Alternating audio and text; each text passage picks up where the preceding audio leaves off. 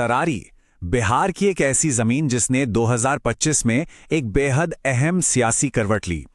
आज हम किसी नेता की नहीं बल्कि तरारी विधानसभा क्षेत्र के आंकड़ों, जमीनी हकीकत और 2030 के आगामी ब्लूप्रिंट की बात करेंगे। ये एक सटीक और निष्पक्ष विश्लेषण है जहां फोकस सिर्फ ठोस सिस्टम्स और डेटा पर होगा।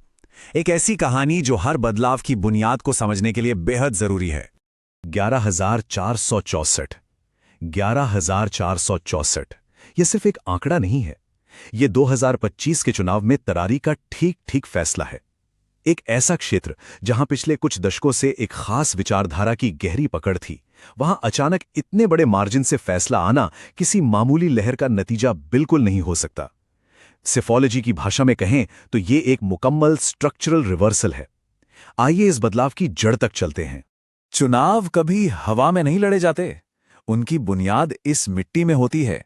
भोजपुर की इस धरातल को महसूस करें तो समझ आएगा कि यहां का किसान और मजदूर किस भारी संकट से गुजर रहा है। सोने नहर प्रणाली का आधुनिकीकरण आज तक अटका हुआ है। कदवन रिजर्वायर का काम पूरी तरह से रुका पड़ा है और सोने नदी के किनारे जो अवैध बालू खनन चल रहा है, उसने जमीनी मजदूरों का बेहद शोषण किया है। ये तरारी का वो कड़वा सच है जिससे हर आम परिवार सीधे तौर पर जूझ रहा है। और जब मिट्टी बीमार होती है तो उसका असर आंगन तक पहुंचता है।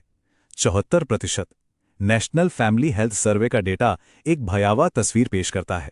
यहां 74% आम महिलाएं और 68% गर्भवती महिलाएं एनीमिया यानी खून की कमी से पीड़ित हैं और 41% बच्चों का पूरा विकास रुका हुआ है। ये सिर्फ स्वास्थ्य का संकट नहीं है, ये एक पूरी पीढ़ी का रुका हुआ भविष्य है जिसे जमीन पर एक ठोस चुनावी मुद्दा बनाया ही नहीं जा सका। आगे बढ़ने से पहले एक बुनियादी बात तय कर लेनी चाहिए।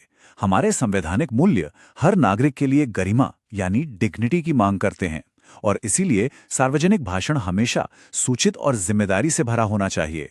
एक बेहतर चुनावी रणनीति शोर शराबे या निजी हमलों पर नहीं बल्कि जनता के हक और तथ्यों पर खड़ी होती है। तो सीधे आंकड़ों के संकेतों पर आते हैं। बॉटम लाइन अप फ्रंट यानी वो 3 हार्ड सिग्नल्स जिन्होंने इस चुनावी नतीजे को पूरी तरह से तय किया। पहला और सबसे बड़ा सिग्नल मतदान की दर में छिपा है। 2020 में तरारी में सिर्फ 55.63% मतदान हुआ था, लेकिन 2025 में ये अचानक उछलकर 64.26% हो गया।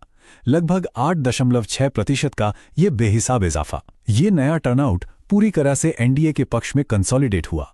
नतीजा ये निकला कि विपक्षी उम्मीदवार का कोर वोट बैंक तो अपनी जगह देता रहा, पर इस नए मतदान के तूफान ने उनकी बुनियाद को पूरी तरह बेअसर कर दिया। दूसरा ठोस संकेत था संसाधनों की भारी असमानता। एक तरफ एक उम्मीदवार के पास सिर्फ 21.27 लाख रुपए की घोषित संपत्ति थी और सामने मुकाबले में थे 6.5 करोड़ रुपए की संपत्ति वाले उम्मीदवार। ये सीधे सीधे 30 गुना बड़ा फासला था। इस भारी आर्थिक कमी ने विपक्ष की लॉजिस्टिक्स, उनकी गाड़ियों की मूवमेंट और सबसे जरूरी उनकी विजिबिलिटी को ग्राउंड जीरो पर बुरी तरह से तोड़ दिया।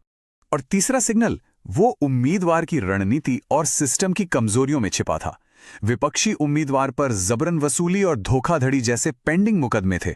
अब शांति चाहने वाला जो मॉडरेट या स्विंग वोटर होता है, वो इस छवि से पूरी तरह छिटक गया। ऊपर से साथी पार्टियों का वोट ठीक से ट्रांसफर नहीं हो पाया और डिजिटल रीच जैसे व्हाट्सएप नेटवर्क में इनकी शून्य मौजूदगी ने हार को एक तरह से पक्का कर दिया। इस बदलाव को ठीक से समझने के लिए थोड़ा पीछे मुड़कर तरारी की पैटर्न मेमोरी और इलेक्ट्रल आर्क को देखना पड़ेगा। पिछले कुछ चुनावों में यहां क्या पका है, इस टाइमलाइन को गौर से देखिए। कहानी बिल्कुल साफ होती दिखेगी। 2015 में लेफ्ट की जीत 28.79% वोट शेयर से हुई, एक छोटा लेकिन ठोस आधार। 2020 में उन्होंने जमीन पर आकर इसे बढ़ाकर 43.53% तक पहुंचा दिया। ये उनका पीक था। लेकिन 2025 तक आते आते एनडीए ने सामाजिक समीकरणों को साधते हुए लगभग 49.59% वोट हासिल करके अपना एक मजबूत पहाड़ खड़ा कर दिया। नतीजन लेफ्ट वहीं का वहीं रुका रह गया और एक कंप्लीट डेमोग्राफिक ब्लॉकेट का शिकार हो गया। तो क्या ये एक स्थायी अंत है? नहीं, यहां से शुरू होता है 2030 के लिए एक नया प्रिस्क्रिप्टिव ब्लूप्रिंट, एक फॉरवर्ड लुकिंग स्ट्रैटेजी जो सिर्फ और सिर्फ गवर्नमेंट्स के रिटर्न ऑन इन्वेस्टमेंट पर आधारित है। वापसी के सफर को 4 स्ट्रिक्ट फेजेस में ढालना होगा। पहले फेज में फाउंडेशन बिल्डिंग करनी होगी। जनता क्लिनिक्स के जरिए स्वास्थ्य के मुद्दों पर सीधे लोगों की धरातल पर मदद करनी होगी। दूसरा फेज नैरेटिव तय करने का है, जैसे सोने नदी सत्याग्रह, जो पर्यावरण और मजदूरों की असली आवाज बने। तीसरे फेज में आर्थिक कमी को काटने के लिए 1 रुपया 1 वोट मॉडल पर आम जनता के माइक्रो डोनेशंस पर निर्भर होना पड़ेगा। और आखिरी फेज यानी get out the vote sprint, चुनाव से ठीक पहले मतदान करवाने की पूरी जमीनी ताकत।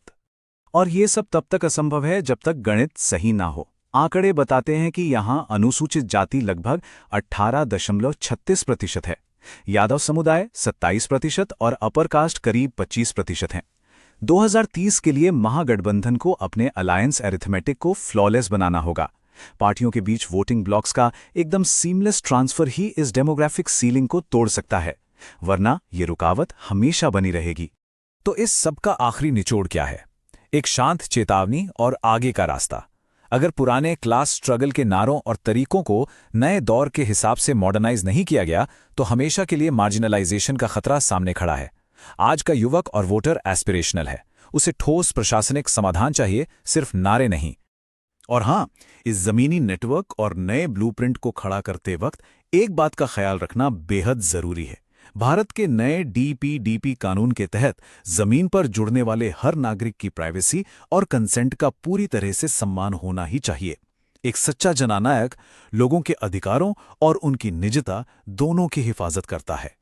If you want to become a people-centric leader and uplift your constituency, get in touch with blueprintstrategies.ai at mgr@blueprintstrategies.ai or call 080-4204-1602. Purpose beyond politics.